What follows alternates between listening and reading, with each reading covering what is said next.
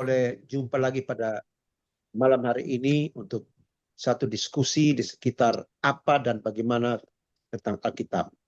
Biar kami paham dan kami dapat mengerti dengan baik, dan kemudian itu menjadi cermin bagi kami, penuntun kami untuk memahami isi hati Tuhan lewat firman. Terima kasih Bapa di sorga, dalam nama Tuhan Yesus Kristus kami berdoa. Amin. Amin. Ya, baik. Selamat malam Bapak Ibu. Ya, ternyata kita masih di seputar tema kita adalah, atau topik kita adalah apa dan bagaimana Alkitab. Nah, ini menarik. Nah, nanti bahan ini nanti kita habis ini saya baca, saya sudah tulis dan saya baca, tidak buat dalam PowerPoint, tapi saya baca saja. Nah, nanti sebentar kita akan itu jadikan diskusi ya, bahasan diskusi. Ada tanya jawab, kita sama-sama apa namanya, sama-sama goreng lah. Nah, jadi tema kita sekali lagi tentang apa dan bagaimana Alkitab. Nah, pertama saya mau sampaikan bahwa Alkitab adalah kumpulan kitab suci berjumlah 66 terdiri dari PL dan PB. Ya, waktu pertemuan pertama saya sudah jelasin ya. Ini saya hanya penegasan kembali. PL itu 39 dan PB 27. Nah, ini juga merupakan proses yang panjang yang akhirnya menemukan 66 kitab ini. Ya. Nah, lalu itu diakui sebagai firman Allah yang memiliki otoritas tertinggi atau kuasa dan tidak memiliki kesalahan apapun dalam segala dimensi. Apakah itu tulisannya, ya, tanda bacanya, apapun, itu tidak ada kesalahan. Alkitab menggunakan iota. Iota itu ya tanda baca lah, titik koma dan sebagainya. Itu titik sampai titik komanya juga nggak salah. Nah, lalu Alkitab, waktu lalu saya sudah sampaikan bahwa Alkitab adalah firman Allah. Nah ini, tetapi firman Allah bukan Alkitab. Karena firman Allah itu adalah perkataan Allah, ucapan Allah secara langsung melalui perantaraan para nabi dan sebagainya. Jadi saya balik, Alkitab adalah firman Allah, tetapi firman Allah bukan Alkitab. Ya namanya juga Alkitab, all. Kitab, Alkitab adalah kitab di atas segala kitab. Atau buku di atas segala buku. Ya, jadi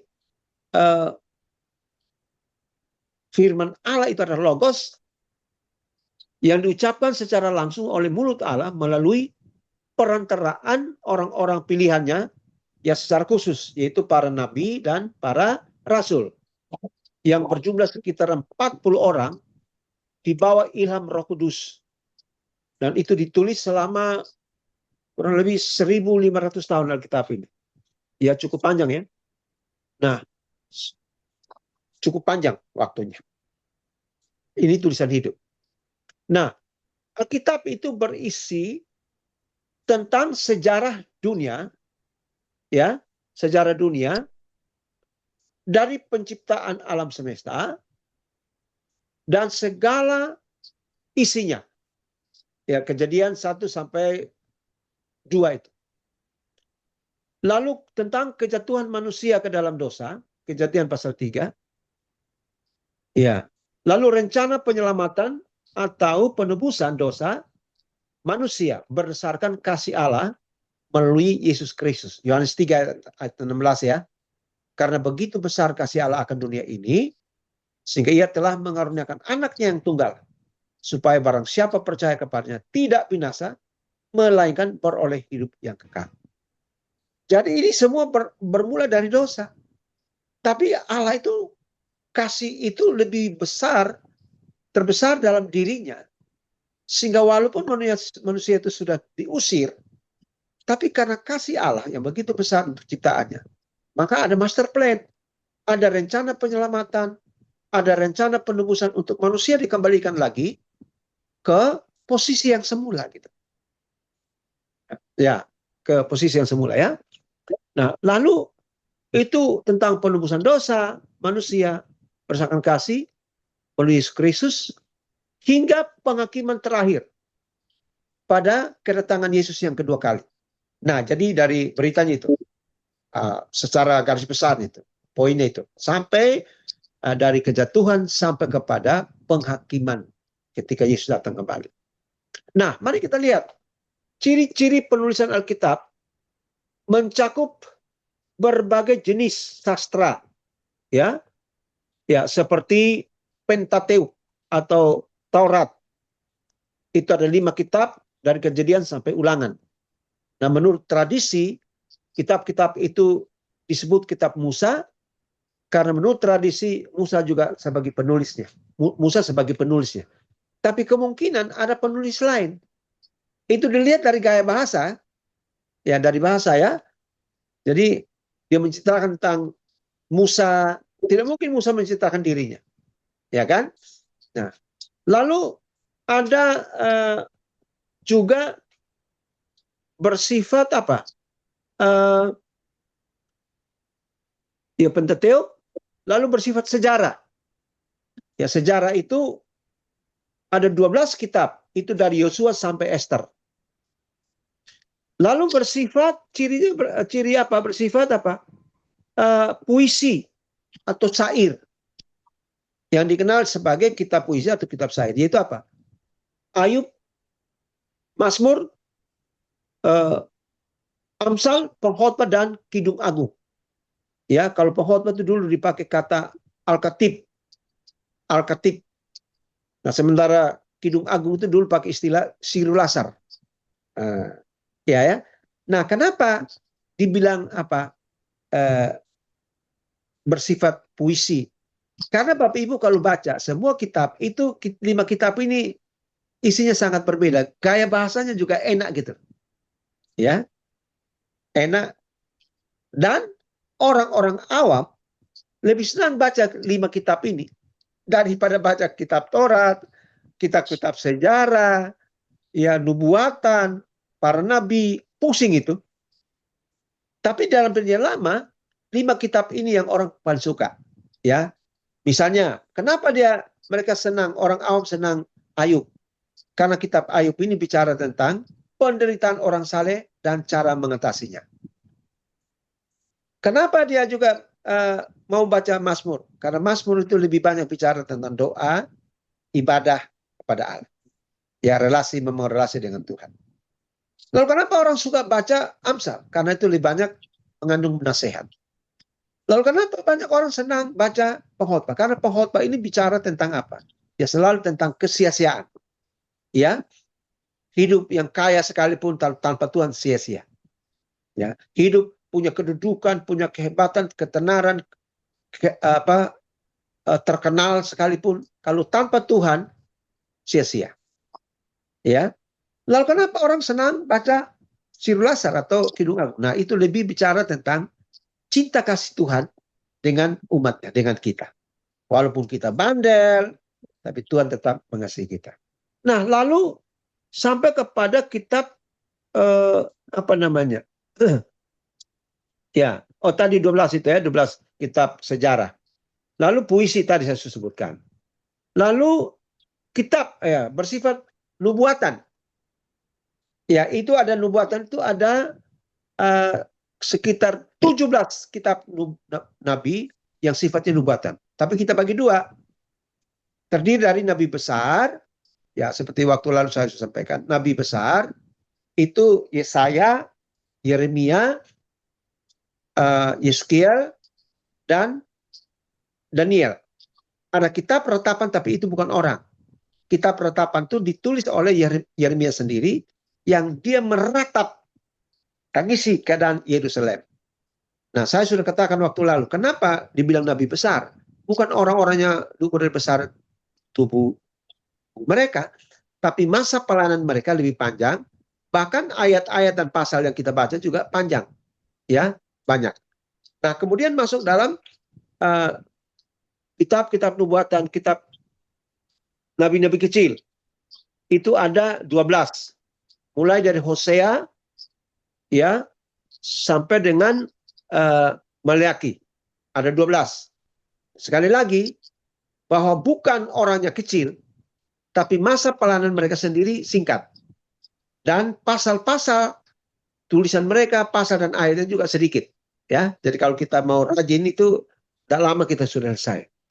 Lalu kemudian masuk ke ya lebih kecil ya, masuk ke perjanjian baru yang sifatnya apa? Sifatnya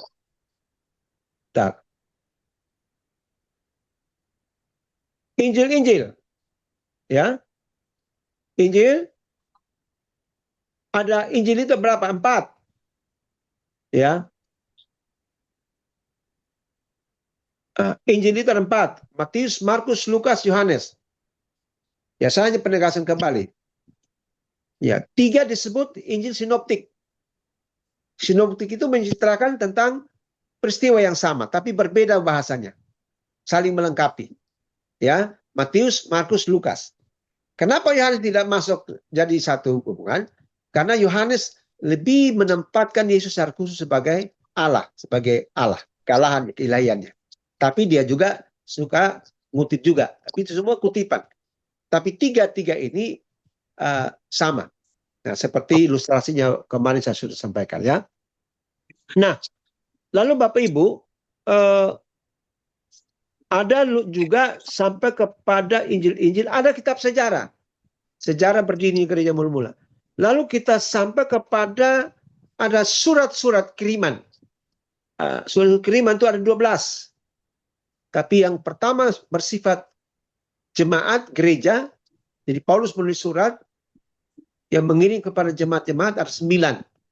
Ya, makanya dikatakan jemaat Efesus, jemaat di mana lagi? Korintus dan seterusnya sampai Tesalonika. Nah, lalu surat kiriman Paulus juga yang kedua disebut surat penggembalaan atau surat pribadi. Karena surat-surat itu ditujukan secara pribadi. Ya, kepada Titus, Timotius, dan Filemon. Nah, itu pribadi. Disebut surat-surat penggembalaan. Karena mereka ini memimpin jemaat. Ya, jadi Paulus ingin tahu perkembangan seperti apa dan sebagainya. Nah, lalu kita sampai juga kepada surat-surat umum. Ya, surat-surat umum itu ada 8. Ya, itu ada 8. Nah, itu mulai dari mana? Surat umum itu dari Ibrani sampai ke Yudas.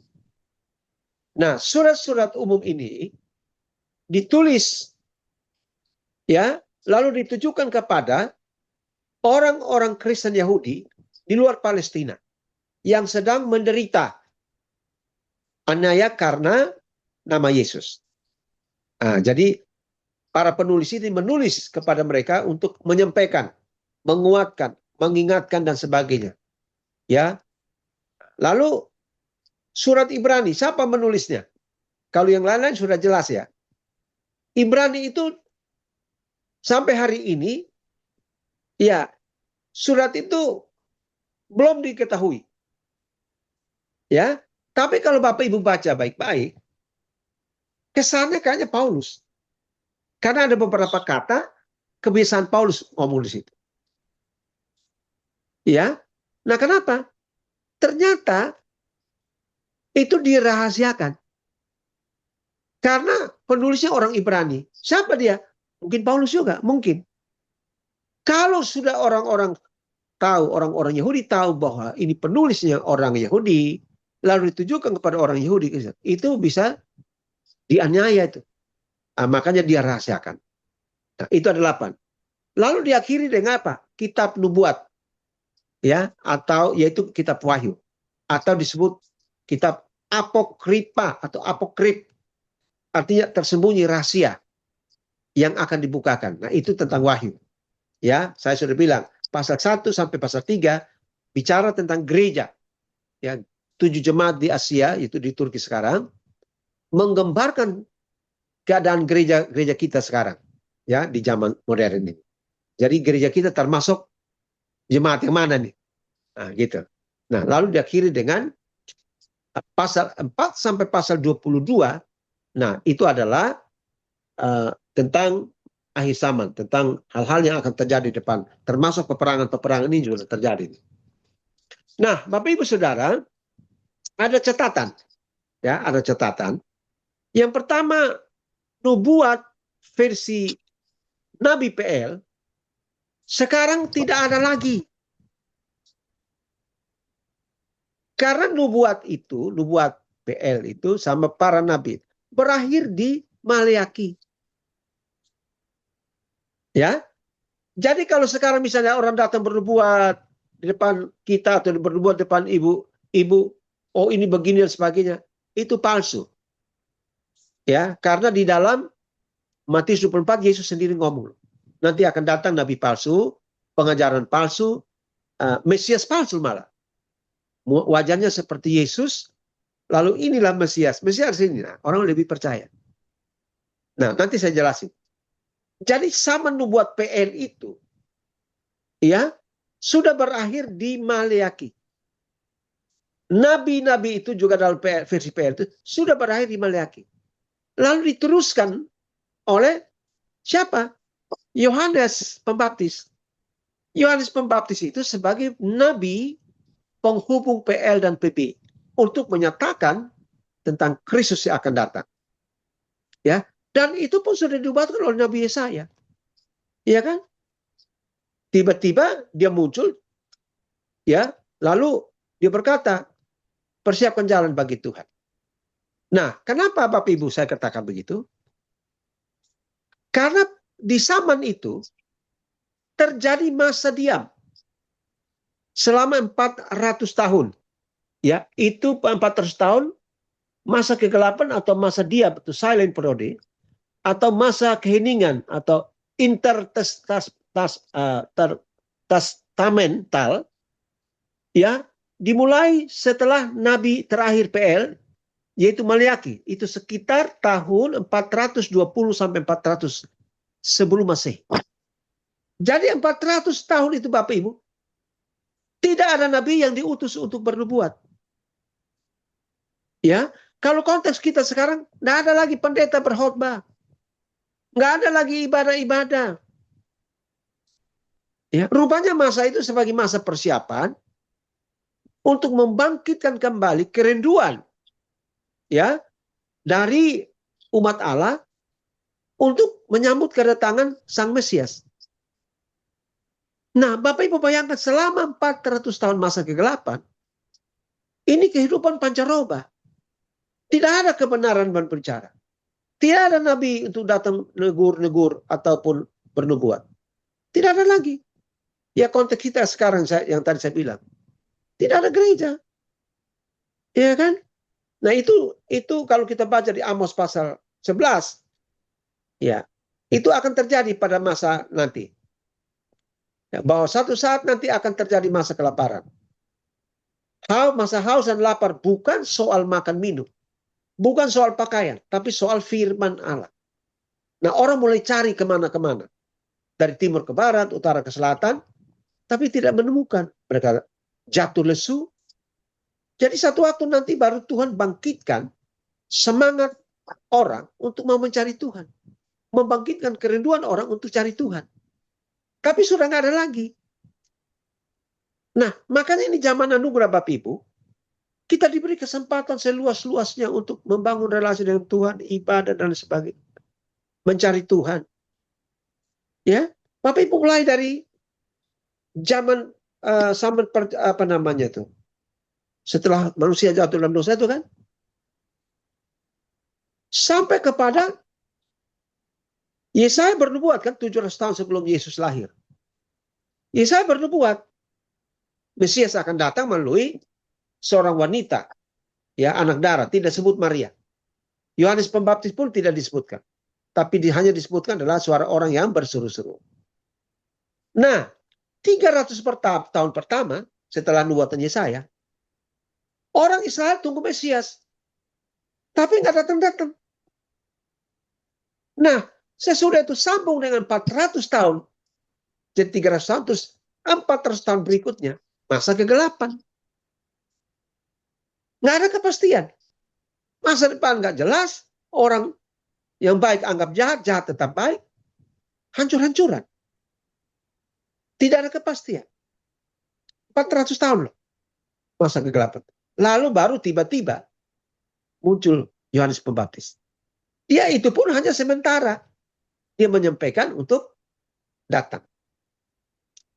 Persiapkan jalan bagi Tuhan dan seterusnya. Tapi sesudah itu, dia umur pendek kan? Lalu kemudian, satu-satunya nabi perjanjian baru adalah Yesus sendiri. Di zaman Yesus ada nabi nggak? Ada nggak nabi seperti perjanjian lama? Nggak ada. Kan nabi itu berakhir di Maliaki. Masa 400 tahun tuh dihitung dari Maliaki sampai Matius. Itu 400 tahun. Bayangkan cukup lama. Lalu tiba-tiba muncul Yohanes Pembaptis. Dialah nabi penghubung perjanjian lama dan perjanjian baru untuk memberitakan Yesus datang. Nah, setelah Yesus datang, Yesus yang mendapat 3 gelar itu. Ya. Sebagai nabi, sebagai imam, dan sebagai raja. Nah, sebagai nabi apa? Dia keliling kan?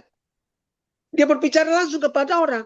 Kalau di zaman PL, Allah tidak langsung ngomong sama manusia. Tapi harus melalui para nabi, nabi yang sampaikan. Tapi di zaman perjanjian baru, Yesus adalah nabi yang langsung berbicara kepada manusia. Menyembuhkan orang sakit, yang membuat mujizat dan sebagainya. Itu nabi. Ya kan? Nah, setelah Yesus naik, kembali ke kemuliaannya, dia sebagai imam. Imam agung. Untuk apa? Dia menjadi intercession kita. Menjadi pembela. Ya kan? Untuk menghubungkan kita dengan Allah. Nah, jadi Bapak Ibu perhatikan ya. Pengakuan iman Kristen berkata apa? Yesus naik ke surga lalu duduk di sebelah kanan Allah Bapa. Jadi dalam posisi duduk Bapak Ibu. Tapi lihat kisah pasal 6, pasal 6-7. Ketika Stefanus dilempari dengan batu. Yesus dalam keadaan apa? Posisinya apa? Berdiri atau duduk? Berdiri. Ketika Stefanus dilempari, Yesus berdiri. Artinya apa? Dia menghormati sang sahid. Ya, jadi Yesus duduk itu ada maknanya. Itu dia menjadi apa? Intercession. Menjadi apa namanya? Yang menghubungkan kita dengan Allah dan sebagainya, dengan diri. Ya kan? Jadi duduk sebelah kanan Allah Bapa itu bukan berarti dia di sana lalu dia apa namanya Bapa di sini, Yesus di sana, bukan itu. Tapi dia kembali ke dalam kemuliaannya. Apa yang dia lakukan? Dia siapkan rumah Bapa bagi kita. Ya kan? Dia menjadi pembela kita. Jadi jangan dikira kalau kita dianiaya dan sebagainya, Tuhan diam. Tuhan bela. Tuhan menghormati, Tuhan menghargai kita. Kita yang melayani, bangun pagi-pagi kita sudah ada, ya. Itu dihargai kita loh. Jadi jangan lupa. Tuhan hargai apa yang kita lakukan. Pelayanan kita. Gak sia-sia. Bahkan nanti satu waktu, kalau kita setia sampai akhir pelayanan kita, nanti Tuhan panggil kita bukan nama. Tuhan tidak lagi panggil Barita. Tidak lagi panggil Calvin. Tidak lagi panggil Samartub. Tidak lagi panggil Suryadi. Tidak lagi panggil Pak Beni. Nah, panggil kita apa? Sahabat. Oke, kita lihat ya. Nah, lalu Yesus sebagai apa? Raja. Yang memerintah secara rohani. Tapi nanti dia akan datang untuk membangun kerajaan 1000 tahun. Dan dia memerintah dalam kerajaan selama 1000 tahun. Sesudah 1000 tahun, kita memasuki masa kekekalan. Yesus memerintah kekal selama-lamanya. Kita di sana. Jadi, dia menyandang 3 gelar itu sama-sama jalan. Oke. Nah, waktu Yesus naik ke surga, sebelum Roh Kudus turun, ada nabi lain enggak? Enggak ada, Pak. Nah, kalau kita baca di dalam Yohanes 14 dan 16, Yesus bilang, aku pergi ke sana dan mengutus roh penolong, Parakletos, Roh Kudus datang untuk membimbing kamu, menuntun kamu, memenuhi kamu, mengontor kamu. Lalu di Efesus pasal 1 ayat 13 dan 14. Roh Kudus yang memerintahkan kita dan dia menjadi jaminan kita. Di ayat 14. Arabon, kata Yunani. Artinya apa? Dia yang bertanggung jawab untuk apa? Menyempurnakan, mengingatkan, mengisahkan kita tentang dosa, ya kan? Meyakinkan kita tentang keselamatan. Dan itu Roh Kudus sampai hari ini. Jadi nggak ada nabi lagi, Bapak Ibu. Lalu orang mulai bertanya, loh, kalau begitu bagaimana dengan Efesus berapa? Coba Ibu Berita baca Efesus 4 ayat 11 ya.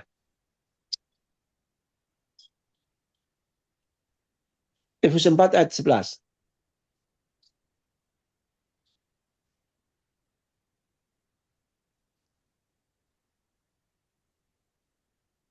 Dialah yang memberikan baik Ya. rasul-rasul maupun nabi-nabi, Nabi. baik pemberita-pemberita Injil maupun gembala-gembala dan pengajar-pengajar untuk memperlengkapi orang-orang kudus bagi pekerjaan pelayanan, bagi pembangunan tubuh Kristus, sampai kita semua telah mencapai kesatuan iman dan pengetahuan yang benar tentang anak Allah, kedewasaan penuh, dan tingkat pertumbuhan yang sesuai dengan kepenuhan Kristus, sehingga kita bukan lagi anak-anak yang diombang-ambingkan oleh berbagai angin pengajaran, oleh permainan palsu manusia dalam kelicikan mereka yang menyesatkan.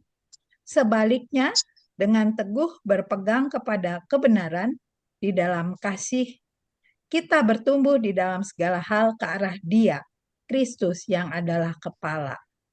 Ya, cukup. Di ayat 11, ada kedengaran di situ apa? Nabi. Nah, banyak orang tidak paham itu. Para pendeta juga.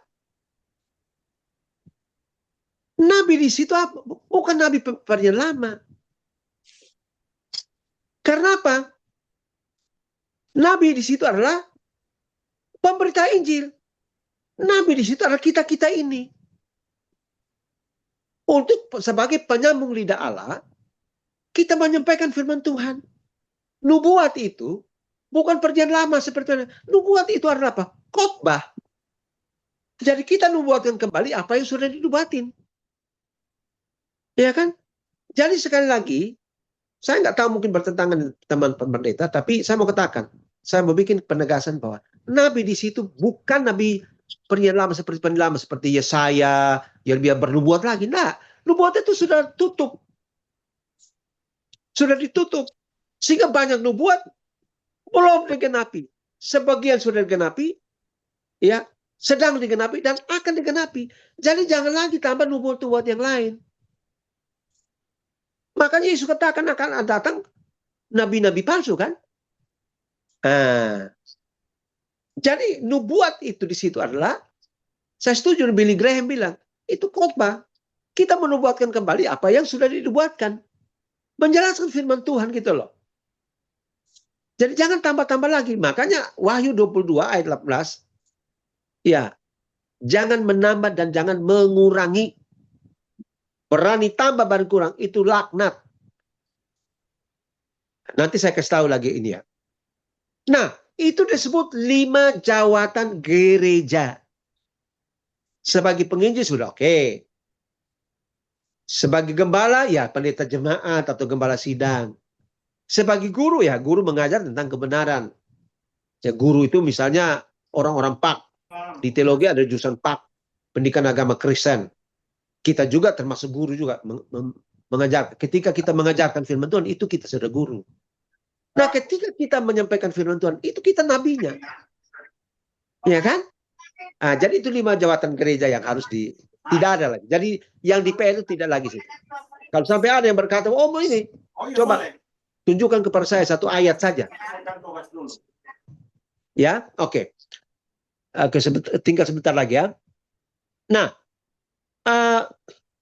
tujuannya adalah untuk membangun, ya firman Tuhan ya, Alkitab. Tujuannya adalah untuk membangun, ya, membangun kerinduan umat Allah menyambut Mesias, kedatangan Mesias. Nah, di masa kegelapan itu, silent period itu, disitulah Alkitab diterjemahkan ke dalam bahasa Yunani koine. Ya, itu disebut Septuaginta. Ya, bahasa Ibrani diterjemahkan ke dalam bahasa Yunani Koine, umum. Dan itu untuk supaya dipakai semua orang. Orang awam juga bisa baca. Nah, ditulis oleh 70 teolog atau ahli Alkitab Yahudi. Nah, makanya mulai itu di zaman PB mulai Yunani yang bahasa Yunani yang dipakai sebagai bahasa resmi PBB, PB gitu. Nah, lalu berikut Bapak Ibu. Saya mau jelaskan bahwa jadi sekali lagi sekarang tidak ada lagi nabi-nabi, perjanjian lama sudah nggak ada.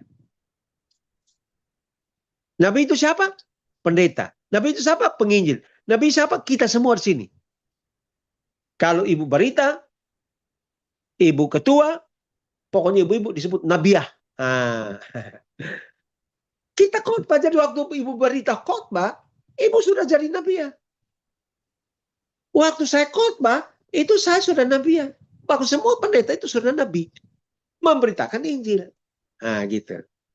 Nah, Bapak Ibu Saudara-saudara, sedikit lagi. Nah, Bapak Ibu, dari seluruh 66 kitab ini, dari Kejadian 1 sampai Wahyu 22, ingat baik-baik, hanya 4 pasal saja yang bebas polusi. Sisanya itu polusi.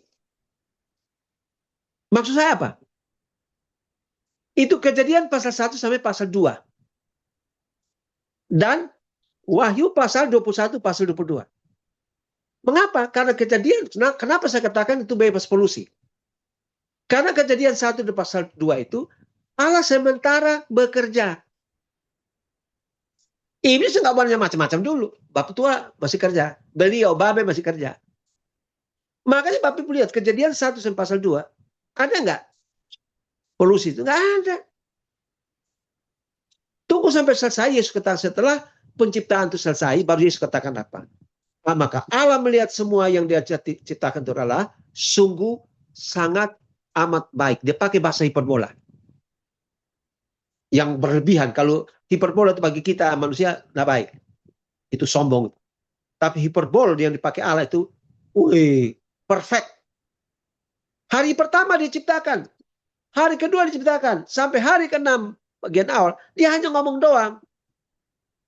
Suka-suka dia lah. Berfirmanlah Allah. Maka jadilah langit dan bumi. Berfirmanlah Allah, maka jadi laut. Berfirmanlah Allah, maka jadi buru-buru udara, ikan darat. Berfirman. Terakhir, hari ke-6 bagian pertama. Berfirmanlah Allah, maka semua binatang berkaki 4. Tapi di terakhirnya, Pak, dia tidak hanya berfirman saja, tapi dia bekerja, dia berkarya. Ya, dia berdiskusi dengan dirinya. Marilah kita menciptakan manusia, menjadikan manusia segambar dan serupa dengan kita. Berarti ada alat peraga. Tuhan mulai gambar muka Pak Calvin kayak apa, rambutnya keriting, ya kan? Ya kan? Ya, gambar ibu Barita kayak apa? Ya, semua kita digambar. Lalu sesudah itu dia, ini analogi saja. Sesudah itu dia bagaikan pelukis, dia pasang lukisan di depan sana, dia duduk di sini, dia minum kopi, dia minum teh, dia makan kue sambil lihat. Di mana kesalahannya ya? Ternyata tidak ada yang salah. Jadi, semua baik. Iblis belum masuk di situ. Pasal 2, pasal 1, pasal 2. Nah, nanti setelah semua terjadi, sudah diciptakan, baru pasal 3, iblis masuk. Jadi iblis masuk merusak itu setelah sesuatu yang baik itu sudah jadi. Rumah tangga orang, ya, tadinya nikah bagus-bagus segala macam, sudah bagus-bagus jalan, nanti dia campur tangan dulu. Ya, cekcokan, perkelahian, apa segala macam, perceraian, nah, itu terjadi. Jadi iblis itu merusak yang baik, yang sudah ada, sudah baik. Nah, mulai dari pasal 3 sampai Wahyu pasal 2, Kejadian pasal 3 sampai Wahyu 20 itu volusi. Kenapa saya bilang volusi? Itu sudah kotor itu. Makanya ada dosa, ada apa segala macam. Kita butuh juru selamat, kita butuh ini segala macam, keselamatan. Karena polusi itu. Nah, kalau Bapak Ibu baca Wahyu 21, 22, juga tidak ada hal yang kotor di situ. Tidak ada, maksudnya tidak ada polusi di situ. Saya pakai istilah polusi. Karena itu bicara tentang apa? Yesus membangun kerjaan 1000 tahun dan memerintah, dan Yerusalem baru. Jadi ini sudah di situ lagi. Iya ya. Jadi hanya 4 pasal dalam Alkitab yang bebas polusi. Tapi sisanya ada di pasal kejadian, yaitu kejadian 1 dan 2. Dan Wahyu 21 dan 22. Sisanya itu dari kejadian pasal 3 sampai. Nah, itu kan ada kata-kata jahat di sana, dosa di sana, iya kan? Itu maksudnya polusi di situ. Ada pembunuhan sana, kemabukan di sana, ada pesta pora di sana. Iya kan? Nah, pembunuhan terjadi di Taman Eden kan? Setelah ciptaan itu. Ya, di kejadian pasal 3 itu kan? Hanya iri mengiri sampai Kain membunuh adiknya. Pasal 2 nggak ada situ. Jadi setelah terjadi, baru iblis datang merusak itu. Nah, ada orang teolog katakan bahwa iblis sudah ada di pasal 2. Saya bilang mana? Tidak terganggu di sana kok. Itu ya. Jadi tolong saya bilang polusi itu bukan dalam tanda ini, bukan. Maksudnya polusi itu kalau kita baca dari kejadian 1, 2 itu mantap, baik-baik. Ya kan? Tidak ada yang ini. Begitu juga Wahyu pasal 21, 22. Tapi mulai kejadian pasal 3, manusia jatuh dalam dosa. Nah, dosa mulai berkecamuk. Ya, tadi malam kita sudah bahas juga. Ya, putus hubungan manusia dengan Allah. Ya kan? Putus total. Tidak ada persekutuan. Paulus berkata, semua orang telah berbuat dosa dan ya kehilangan kemuliaan, hilang segala-galanya. Makanya Calvin berkata, total depravity, rusak total. Karena kerusakan total itu akan membuat keselamatan jadi berarti. Oke, tinggal sebentar lagi. Ya, jadi Bapak Ibu Saudara, ini saya perlu kita pahami. Nah, Alkitab itu bermanfaat untuk apa? Ya, berfungsi sebagai apa? Pedoman hidup, kompas perjalanan hidup kita, sebagai cermin hidup kita. Ya, dan bermanfaat untuk apa? Ya, bermanfaat untuk mengajarkan. Ya, 2 Timotius 3 ayat 16. Ya, bermanfaat untuk apa? Dia sebagai pedoman, sebagai kompas hidup, sebagai cermin hidup, dan bermanfaat untuk satu, mengajar. Kita sudah bahas kemarin kan? Mengajar kita tentang keselamatan, tentang kebenaran, tentang ya segala-galanya, tentang Allah. Menyatakan kesalahan, ya. Jadi firman Tuhan yang menyatakan kita salah, memperbaiki kelakuan, ya perilaku yang tidak baik, kelakuan yang rusak diperbaiki, lalu mendidik dalam kebenaran. Nah, karena itu dalam ayat 15 berkata bahwa ingat bahwa kita harus sejak kecil sudah mengenal Alkitab. Nah, seperti itu ya. Nah, sekarang terakhir supaya kita diskusi. Alkitab itu Bapak Ibu, Kejadian sampai Wahyu, bicara hanya tentang satu pribadi. Siapa itu? Yesus. Kejadian pasal 1 sampai dengan Wahyu pasal 22, 66 kitab ini, 39 kitab ini, 27 kitab baru itu. Semua bicara hanya satu orang, satu pribadi, yaitu Yesus. Ya. Nah, kita lihat. Saya nanti mungkin kalau kita sambung, baru kita sambung ke berikutnya. Tapi saya mau ambilin aja. Yesus dalam kitab Kejadian, Yesus sebagai apa? Sebagai pencipta. Ya. Yesus dalam Keluaran sebagai pembebas, penebus. Dalam kitab Imamat, Yesus sebagai apa? Imam besar, agung, yang sempurna. Perantara Allah. Ya, dan manusia. Juga disebut, dia juga disebut sebagai pendamai. Ya, penyelamat, pengampun dosa, pemberi pengampun dosa. Di kitab Imamat itu, kalau setiap orang berdosa, bersalah, maka umat itu didamaikan dengan cara apa? Hewan, domba atau lembu. Nah, domba dan lembu yang dipakai situ sudah disteril. Tidak boleh ada cacat. Nah, baru dipakai untuk apa? Pengampunan dosa, pendamaian, sebagainya. Kenapa gitu? Karena itu adalah lambang yang berbicara tentang Yesus sebagai anak domba Allah yang akan disembelih. Jadi binatang itu di ini khusus loh. Nah, Yesus dalam kitab Imamat. Dalam kitab Bilangan, ya, Yesus itu sebagai Mesias yang akan datang atau bintang Yakub. Ya, masih ingat nubuat Bileam itu kan? Ya. Lalu dia juga disebut maha tinggi karena ular yang akan diapakan oleh Musa itu kan? Ya, itu disebut maha tinggi. Lalu dalam ulangan terakhir, dalam ulangan Yesus sebagai apa di sana? Sebagai pembaharu perjanjian. Itu perjanjian baru. Nah, itu kalau kita dapatkan dalam Ulangan pasal 18 ayat 15 sampai 19. Itu. Nah, dan seterusnya. Nanti kita sambung lagi. Ini kitab-kitab Taurat. Dan Yesus di setiap kitab itu adalah ini seterusnya. Nanti kita pelajari sampai di Wahyu. Begitu sampai di Wahyu dia bilang apa? Akulah Alfa dan Omega. Jadi jangan dikira kitab itu bicara yang lain-lain, Kak. Hanya bicara tentang Yesus. Nanti kita sampai kepada ini. Pertemuan berikut kita bahas lagi. Sebagai apa dia. Nah, saya kira hanya sampai situ aja. Lalu mungkin ada diskusi ya. Kita diskusi. Apa Bapak-bapak, Ibu mau tambah? Melengkapi boleh.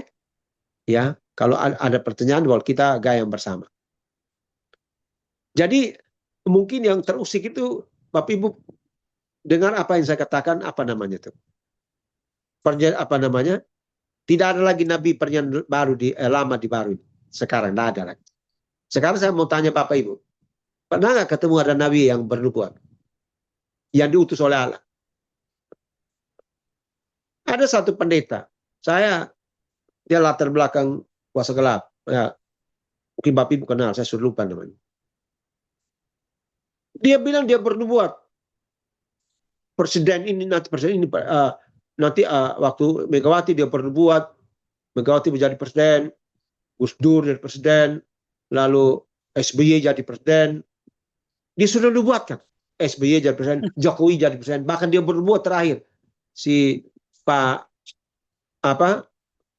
sama Pak Gibran presiden. Yang dia ngomong itu setelah mereka jadi presiden baru dia ngomong, dia cari di khotbah di mana-mana bilang gitu. Kalau memang mau bernubuat benar, ngomong sebelumnya. Sehingga ketika terpilih, nah itu betul. Jadi, ini orang semua sudah jadi presiden, baru dia ngomong kemana-mana bahwa dia udah buat ini segala macam. Oh Gibran, itu saya sudah bilang Gibran akan jadi. Oh, ngomongnya setelah semua sudah presiden. Nah itu palsu Bapak Ibu. Tidak ada lagi. Bapak tidak pernah, nggak usah lagi bilang, ada orang bernubuat, Jakarta akan tenggelam. Nggak perlu, Jakarta nggak perlu dibuatin. Air dari Bogor sana turun memenuhi sini, air jadi bingung, jadi banjir. Itu Mama Loren itu kan, dia bernubuat. Belum apa-apa disepati duluan. Mungkin karena nubuatin enggak ini. Jadi hati-hati. Semua itu paranormal. Ya. Jadi kalau misalnya, lalu ada karunia penglihatan, itu visi. Bukan lihat-lihat. Kok lihat Tuhan Allah jalan-jalan, Tuhan Allah duduk di kursi roda, gimana tuh pendapat begitu? Nah karena itu kita belajar ya Bapak Ibu, bahwa mungkin Bapak Ibu ada yang tidak setuju dengan saya bahwa, oh tadi Bapak bilang nggak ada nabi lagi, tapi di baru ada nabi, siapa nabinya? Nabi yang khusus seperti pian lama, siapa? Nah, oke, saya Kembalikan ini ke Bapak Ibu, silakan. Sudah, Ya. rekamannya sudah boleh berhenti kan Pak, Bu, atau bagaimana? Silakan. Ya,